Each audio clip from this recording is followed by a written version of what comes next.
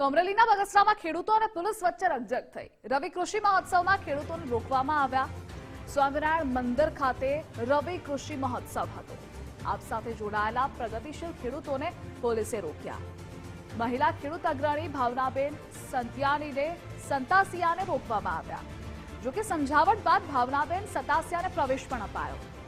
અન્ય ખેડૂતોને રવિ કૃષિ મહોત્સવમાં પ્રવેશ ન અપાતા રોષ છે।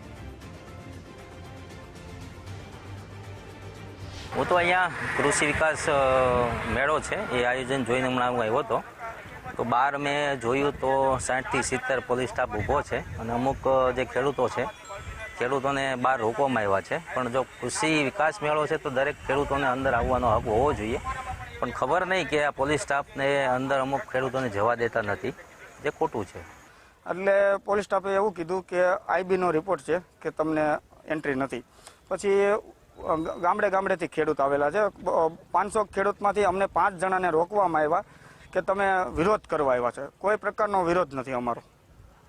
અને સંવાદ કાર્યક્રમ હતો તો એક પ્રગતિશીલ ખેડૂત તરીકે સંવાદમાં જે નામ હતું મેં ફેસબુક આઈડીમાં મૂક્યું હતું કે ભાઈ સંવાદ કાર્યક્રમમાં જો મને ચાન્સ મળશે તો હું સંવાદ જરૂર કરીશ। એના હિસાબે અત્યારે કોઈને બોલવાની તાકાત નથી સામે, એના હિસાબે મને રોકવામાં આવ્યો છે।